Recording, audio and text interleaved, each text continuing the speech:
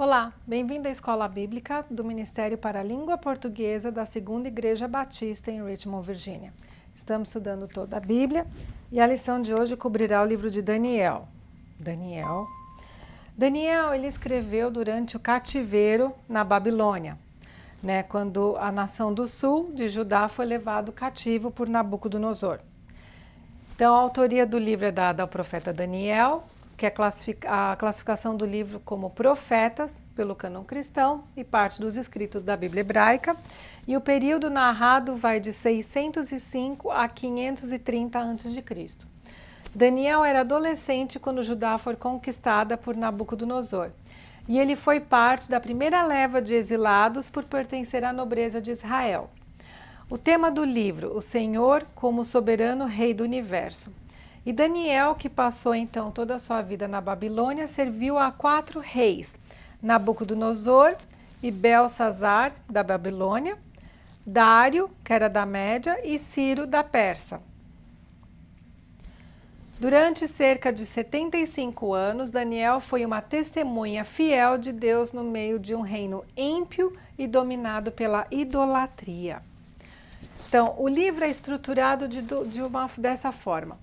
Os primeiros 6 capítulos contam os acontecimentos durante o período que Daniel serviu aos reis. E do capítulo 7 ao 12 trata das suas visões escatológicas. Então aqui ele volta ao tempo, ele conta no qual ano do rei Belsazar, quando começaram as suas visões. Então ele não está estruturada do 1 ao 12 em ordem cronológica. A ordem cronológica vai até o capítulo 6. Chegando à Babilônia, a primeira coisa que aconteceu com eles foi uma mudança de nome. Então, Daniel, cujo nome significa o Senhor é meu juiz, foi rebatizado para Beltesazar. Bel protege a vida do rei. Bel era a divindade suprema no panteão da Babilônia. Ananias, Senhor é gracioso, foi chamado de Sadraque, que é uma alusão a Marduk, que é outra divindade babilônica. Misael, quem é como Deus, foi chamado de Mesaque. Mesaque não se sabe qual que seria o significado babilônico. E Azarias, Senhor é o meu ajudador, foi rechamado de Abdinego, que significa servo de Nabu. Nabu é outra divindade babilônica. Aí você conhece a história. Seguido disso, o primeiro teste de fé foi a alimentação, porque eles eram escravos escolhidos a dedo para trabalhar, para serem treinados e assim trabalhar no palácio. Aqui, muita gente fala que a recusão dos alimentos tem a ver com uma dieta vegetariana, mas a gente vê que no decorrer da história, Daniel fala que ele parou de comer carne num jejum que ele fez de 21 dias. Então, isso não está ligado com o tipo de dieta. Tem um princípio muito antigo que Daniel seguia e que todos os povos da antiguidade conheciam muito bem. É o princípio da internalização. Qual que é esse princípio? Se você tinha qualquer alimento ou animal que fosse sacrificado a um deus, quando você comia, quando você ingeria esse alimento, as bênçãos que esse Deus podia proporcionar, ou suas forças, ou qualquer outra característica passava a ser parte de você. Nós vemos esse princípio quando o pecado entrou no mundo. O pecado estava fora e assim que Adão e Eva comeram o fruto, eles internalizaram a desobediência, que foi o pecado então que estava fora, passou a fazer parte de dentro deles. Quando Israel, o povo de Deus, ia sacrificar, eles transferiam a culpa para o cordeirinho. Esse animal era sacrificado, uma parte do animal era queimado para Deus e uma parte da carne, tanto o sacerdote como o ofertante podiam ingerir. E ali eles estavam internalizando a bênção de Deus e o perdão do pecado. Então, essa era uma prática conhecida, de se achar que o que você comia, você estava internalizando alguma característica do Deus. Por isso que Daniel e seus amigos rejeitaram a comida do palácio, porque eles sabiam que quem comia essa comida que era ofertada eram só os poderosos, então era só a nobreza, não era qualquer um que tinha acesso. Aí o que acontece? O chefe deles falou, mas se vocês não se desenvolverem tanto, então eles tiveram um teste de 10 dias, e você conhece a história. No final dos 10 dias eles estavam bem, e quando eles terminaram o treinamento inteiro, que eram cerca de 3 anos, que Nabucodonosor veio e fez os testes e todas as perguntas, o rei descobriu que esses 4 jovens eles eram 10 vezes mais sábios e aptos que todos os outros que passaram pelo treinamento. Aí os anos se passaram e Nabucodonosor teve um sonho. E ele chamou os seus sábios e falou, eu quero que vocês me deem a interpretação desse sonho. Ok, rei, conta o sonho. Não, não vou contar. Aí o que aconteceu? Nabucodonosor falou, se vocês não sabem o sonho, eu vou matar todo mundo. E os sábios falaram, não, mas só os deuses sabem os sonhos, eles não andam entre os mortais. Ah, vocês estão me enganando, vou matar todo mundo. E o encarregado, né, de pegar todos os sábios e executar, chegou a Daniel, e Daniel perguntou o que estava acontecendo. Quando ele soube da história, ele pediu um tempo para o rei, né, para poder interpretar o sonho. E ele e os 3 amigos foram orar e pediram ao Senhor que o Senhor revelasse o sonho a eles. E o Senhor revelou o sonho a Daniel. E o que Daniel declara? Seja bendito o nome de Deus de eternidade em eternidade, porque dele é a sabedoria e o poder. É ele quem muda o tempo e as estações, remove reis e estabelece reis. Ele dá sabedoria aos sábios e entendimento aos entendidos. Ele revela o profundo e o escondido, conhece o que está em trevas e com ele mora a luz. A ti, ó Deus dos meus pais, eu te rendo graças e te louvo, porque me deste sabedoria e poder. Agora me fizeste saber o que te pedimos, porque nos fizeste saber o caso do rei. E qual foi o caso do rei? A estátua. A estátua que tinha a cabeça de ouro, dorso de prata, corpo de bronze e pé de uma mistura de ferro e lama, e uma pedra se soltava e esmagava a estátua inteira. Então, rapidamente, o que Daniel falou? Que essa estátua representava 4 reinos, né? A Babilônia, Medo-Persa, Grécia e Roma, e que o Messias viria e esmagaria e acabaria com tudo, e o reino dele seria eterno. Aí o rei realmente ele louvou e falou, nossa, assim, o Deus de Daniel é o Deus dos deuses, porque fez conhecido o meu sonho. Mas passou um tempo, ele resolveu fazer uma estátua dele, né? Porque você sabe, né? Rei é rei, né? Eles são orgulhosos. E ele fez uma estátua de ouro e ele falou para todo mundo que quem não se prostrasse quando todos os instrumentos tocassem iria ser jogado na fornalha de fogo. Nesse tempo, porque Daniel já tinha resolvido lá o caso do sonho, Daniel e os seus amigos eles foram promovidos de escravo para ajudadores e governadores. Então o que aconteceu? Todo mundo baixou, menos os 3 amigos de Daniel, né, que eles estavam nessa província, e Daniel estava em outro lugar.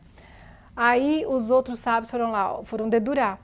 E o que aconteceu? Você sabe a história, né? Eles foram lançados na fornalha, os soldados que os amarraram morreram no processo de jogar, e o rei vira e fala, mas peraí, eu não joguei 3 homens, eu tô vendo 4 e um deles parece filho de deuses.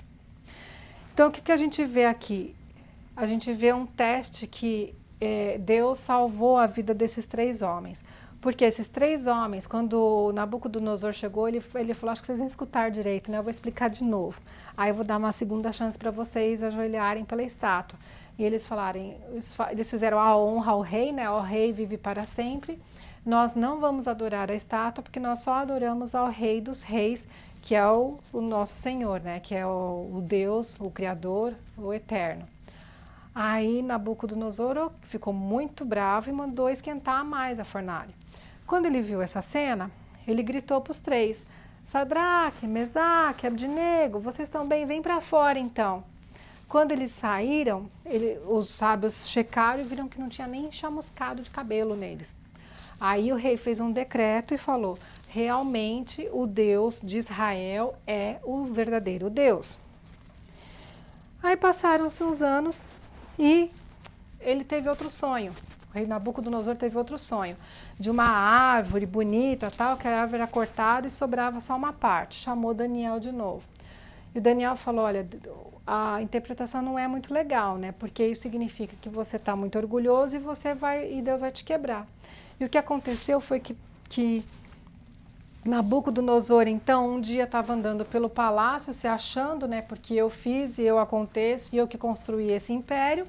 E antes dele terminar de falar o que ele estava falando, cumpriu-se a palavra que Daniel tinha falado e ele se tornou como uma besta. Então ele viveu por 7 anos na floresta como um animal, até que ele se deu conta de que Deus é Deus.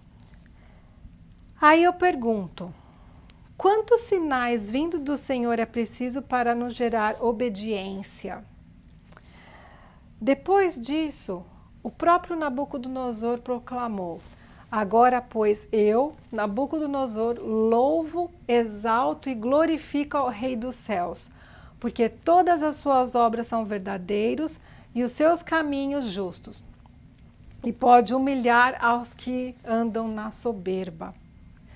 Então aqui Nabucodonosor ele realmente viu que Deus era Deus, caiu a ficha dele. Mas o filho dele não seguiu os caminhos dele, né?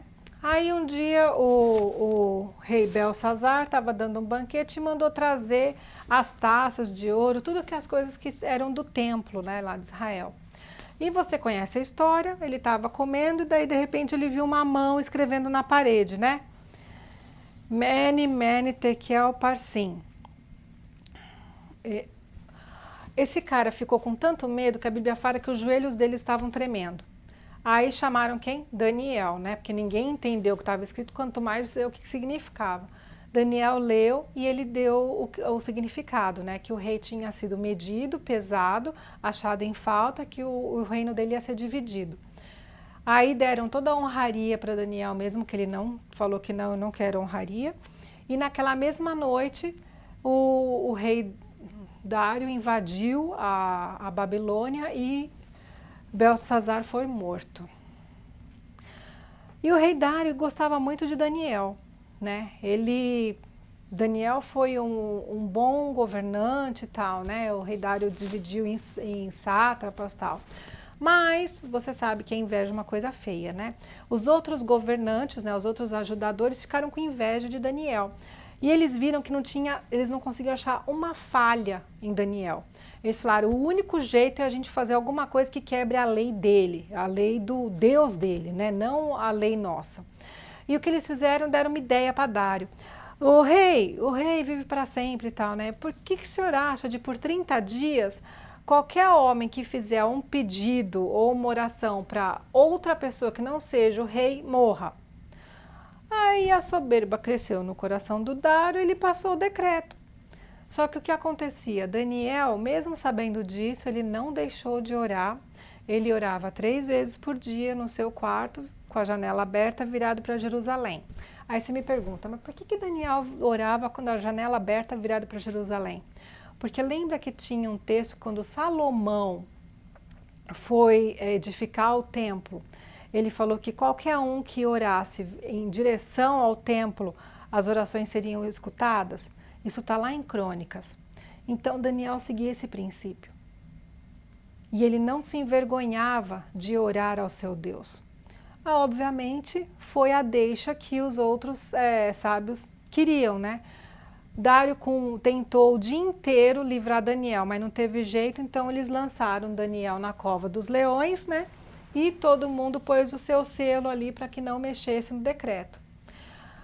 A Bíblia conta que o rei Dário, naquela noite, ele não quis diversão, ele não quis comer e ele perdeu o sono.